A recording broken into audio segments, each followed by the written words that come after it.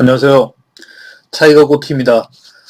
문법이라는 그 공통된 체계에서 형태가 어떻게 다른가, 또는 어떤 표현과 또 다른 표현이 어떻게 형태상의 차이가, 의미상의 차이를 가져오는지, 그에 대한 검증을 해보고 다뤄보는 시간을 갖도록 하겠습니다. 지난번에는 how하고 however 두 개를 구별하는 방법을 알려드렸는데요.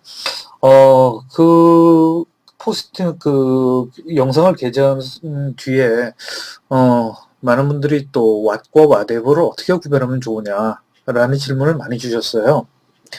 그래서 오늘은 그 what과 whatever를 구별하는 방법에 대해서 구체적으로 설명드리고자 하는데, 크게 오늘은 까다롭지 않아요. 그래서 간단하게 짚고 넘어갈 거고, 그리고 이게 문제로 다뤄지는 경우도 간혹은 있어요.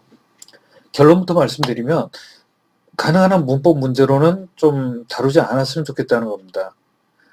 출제자의 의도는 충분히 이해를 하지만 이것이 실제로 문법을 정확하게 이해한 사람이라면 이것이 문제로서의 어떤 변별성을 가질 수 있을까라는 의심이 들거든요.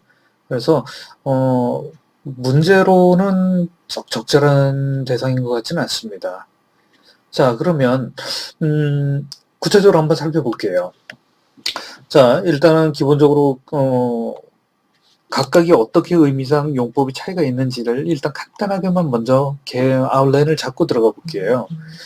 일단 what은 의문 대명사, 즉 우리가 보통 무엇 하느냐, 무엇이라는 의미로 쓰는 의문 대명사이거나 또는 뭐뭐 하는 것 자체에 어떤 특별한 의미는 없겠죠.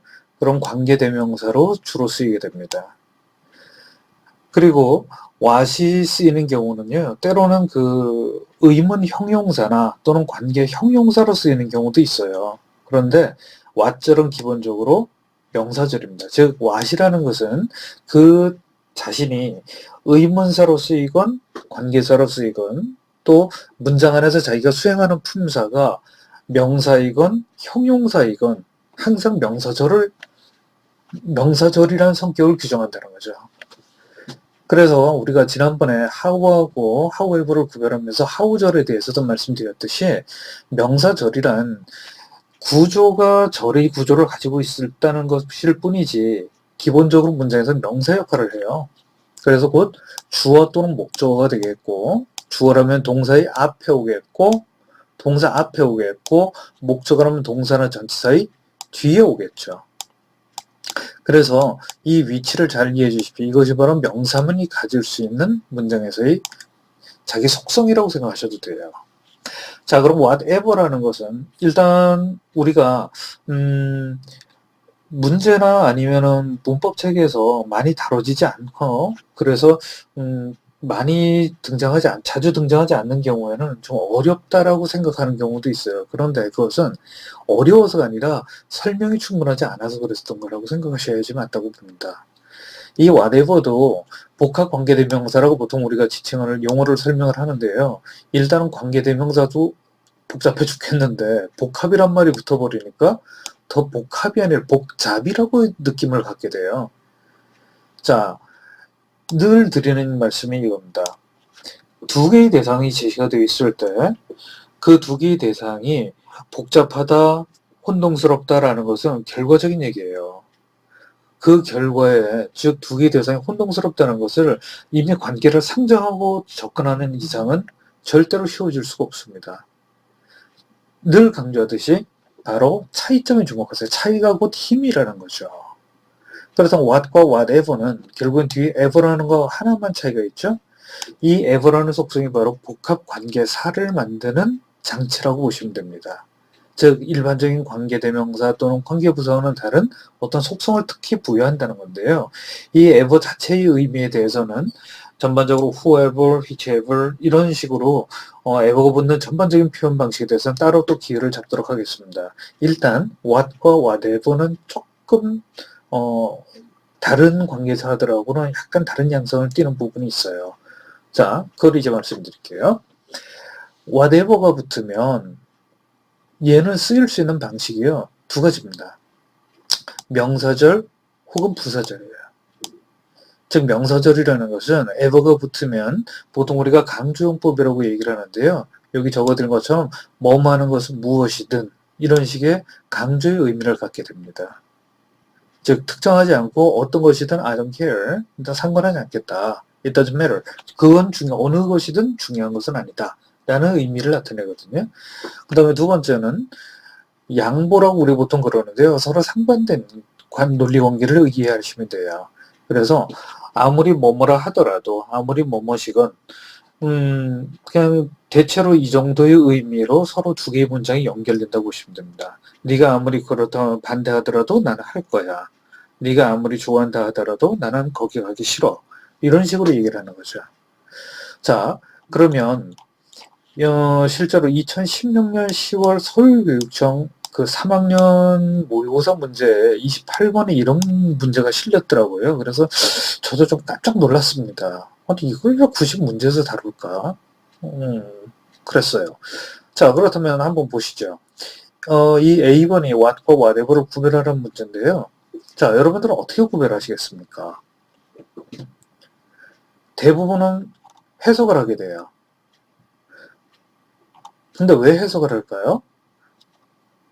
일전에 뭐 계속 드리는 말씀이지만 영어의 문법 문제를 한국어로 해석하면서 정답을 찾는 것이 썩 타당하지 않다. 올바른 방법이 아니다. 라는 말씀을 드렸어요. 뭐 그 주장에 동의하시는 분도 계시고 그건 너무 요령이다. 또는 그렇지 않다라고 반대하시는 분도 계실 수가 있습니다. 모든 의견은 다 존중합니다. 자, 근데 제 입장에서 봤을 때는요, 제 관점에서는 적어도 이런 생각이 드는 거예요.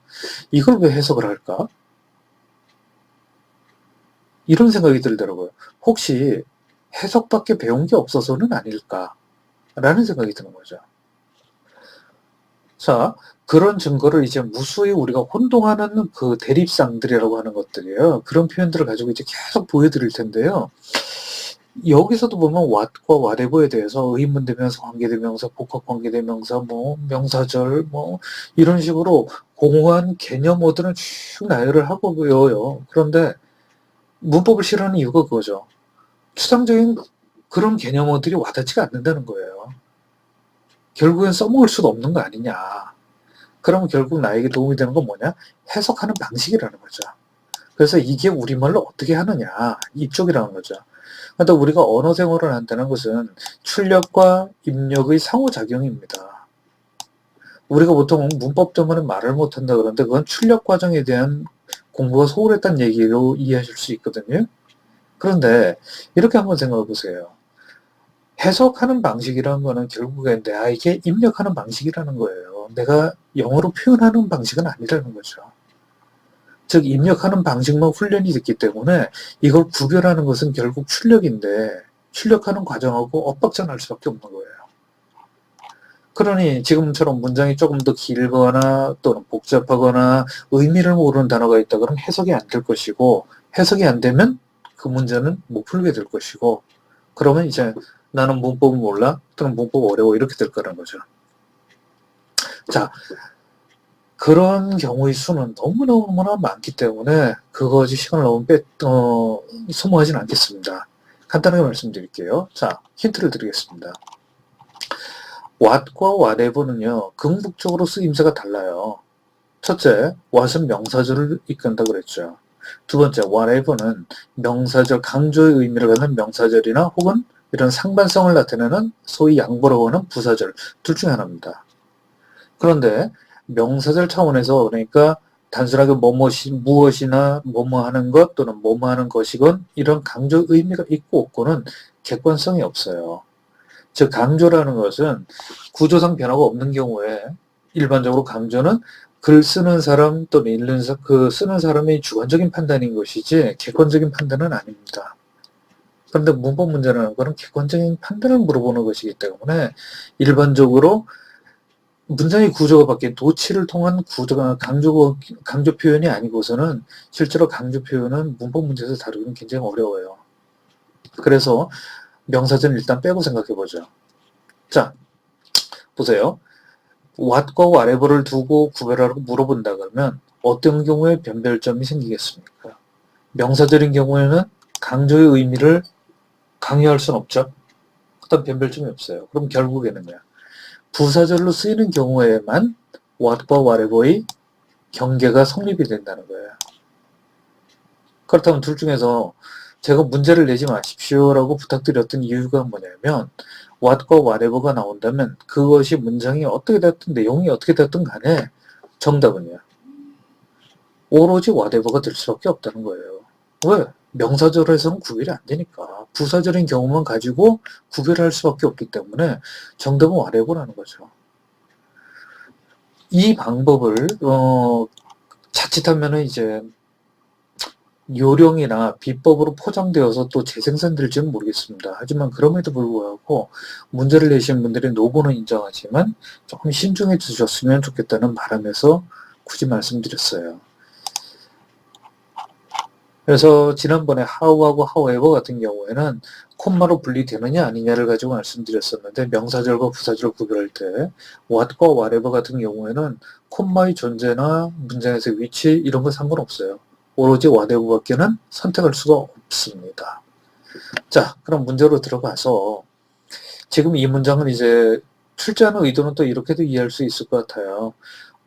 명사절과 부사절 콤마로 구별하라는 그런 제가 말씀드렸던 얘기를 너 한번 어디 이번에도 통하나 보자 이런 의도를 가지고 있는지는 모르겠습니다. 지금 보면 문장에서 콤마로 분리가 안 되어 있거든요. 그리고 언뜻 보면은 콤마가 안 보여요. 그렇기 때문에 여기서 콤마가 구별 안 되니까 what이 아니냐 명사절 아니냐 이렇게 생각하실지 모르겠는데요. 지금 보시면 여기 seems라는 동사가 있죠. 이 동사의 주어가 it입니다. 주어가 없을 수는 없으니까요. 그게 무슨 소리냐. 여기가 명사절이 주어가 되고 여기서 끊기는 거 아니냐. 즉, it이 두 동사의 목적어 아니냐. 이렇게 생각하실 수가 있는데요. 물론 주장하실 수는 있습니다. 하지만 그렇다면 문장에서 이미 주어도 있고 목적어도 있는 셈이기 때문에 what이라는 명사의 역할이 필요가 없어져요. 그래서 여기서는 what이 쓰이려면 what이냐 how냐를 물어본 것이 아니라 what이냐 whatever냐를 물어봤다면 ever의 차이점을 아느냐 ever라는 문법적 기호가 어떤 역할의 차이를 가져오느냐를 물어보는 것이기 때문에 what이라는 명사의 성격은 변함이 없어요. 그래서 여기에서는 여기까지가 문장이 끊기고요. 그 다음에 it never seems 여기가 주어 동사의 관계가 성립되는 겁니다. 일반적으로는 이렇게 부사절이라면 콤마가 있어야지 마땅해요. 여기에는 이제 콤마가 있어야지 마땅한데 앞에 보시면 because라는 접속사가 있죠. because 절 안에 또 부사절과 주절이 또 연결이 되는 관계이기 때문에 복잡해요. 그래서 여기다 콤마를 붙이는 것이 오히려 전체적 문장의 구조를 흐트러뜨릴 수가 있다는 거죠. 즉 여기 부사절과 주절의 관계는 because라는 접속사, 부사절 안에 있는 또 하나의 부사절과 주절이기 때문에 콤마로 분리를 해놓으면 전체적인 문장에 대한 주절로 오인할 수도 있고요. 그래서 콤마가 있는 것이 원칙이지만 문맥에 따라서 선택이 되는 거다라고 이해해 주시면 고맙겠습니다. 자, 그 다음에 기억 문제를 보여드렸으니까 그냥 넘어갈 수는 없겠고 B번의 아주 흥미로운 문제인데요. B번은 문제 출제자 의도를 아시겠습니까? 이렇게 보시는 거예요. meet라는 동사는 무엇으로 어떻게 규정할지는 눈에 잘 안 들어올 거예요. 근데 뒤에 보시면 be met이 나옵니다. 비동사의 meet라는 동사의 과거분사, 즉 수동형이에요. 그렇다면 수동이 제시되었다면 이 앞에 있는 meet는 어떨까요? 이거는 수동형이 아니죠. 그럼 이건 능동이에요. 그래서 능동과 수동이라고 생각하지 마시고 수동과 안수동 이렇게 이해하시는 것도 좀 더 직관적으로 여러분들이 좀 파악할 수 있지 않을까 싶어요. 그렇다면 능동과 수동의 구별 방법 기억나십니까? 능동과 수동이라는 것은 결국 동작의 행위자를 주어로 쓰느냐, 동작의 대상인 목적어를 주어로 쓰느냐, 누구의 관점에서 상황을 판단하냐의 문제거든요. 그렇기 때문에 수동태라고 하면은 그 동작의 대상이 주어로 옮겨간 구조이기 때문에 뒤에는 목적어 명사가 없어야 돼요. 그래서 지금 보시면 여기 괄호 다음에 상대 다음에 may라는 동사가 나오고 주어가 지금 비어있는 구조입니다. 그렇다면은 이건 수동이구나 라고 생각하실 수 있어요. 그런데 잠깐만요. 접속사가 있습니다. 접속사 뒤에는 반드시 주어 동사가 있어야 돼요. 접속사가 그걸 보여주는 장치니까요. 그게 우리 간에 서로 간에 맺은 문법적인 약속이니까. 그렇다면 스탠더드나 앞에 관사로 이어지는 걸로 봐서 여기는 분명히 명사, 즉 주어입니다. 그럼 뒤에는 동사가 나오는 게 약속이죠. 근데 동사가 아니라 you may 이런 주어 동사가 다시 언급이 된다고요. 즉 주어 다음에 주어 동사가 있어야 되는 동사가 없다면 그건 전부 다 접속사가 생략된 자리입니다. 그리고 이렇게 명사 다음에 주어 동사가 곧바로 나온다면 여긴 전부 다 which 같은 관계대명사가 생략된 구조로 이해를 하셔야 돼요. 그리고 뒤에 주어가 있다는 걸로 봐서 이 which는 물론 목적어가 되는 거죠. 그렇다면 목적어가 주어로 활용된 것이 아니라 목적어가 접속사하고 결합되면서 앞쪽으로 위치만 이동했을 뿐이지 서술의 관점은 변한 게 아니거든요. 여전히 행위자인 you가 주어로 나오고 있다는 거예요. 그렇기 때문에 이것은 뒤에 목적어가 없는 것이 아니라 목적어가 잠시 앞으로 이동한 것에 불과하기 때문에 능동으로 이해를 하셔야 됩니다. 자, 그 다음에 마지막 C번이요. 요거는 간단하게 볼 수 있을 거예요. 요것도 마찬가지입니다. 굳이 오늘 다루고자 하는 what과 whatever의 차이는 아니지만 구별은 아니지만 굳이 B번, C번을 같이 말씀드린 이유가 뭐냐면 역시 차이점을 주목하시라는 거예요. 차이가 바로 출제자가 물어보는 관점입니다. 그래서 여기는 ing라는 것이 있느냐 없느냐, 즉 ing 역할에 대해서 이해하느냐 아니냐예요. ing는 이런 뜻입니다. 현재 분사, 동명사 둘 중에 하나인데요. 자, 그걸 통합해서 하나로 합시다. 나, 동사,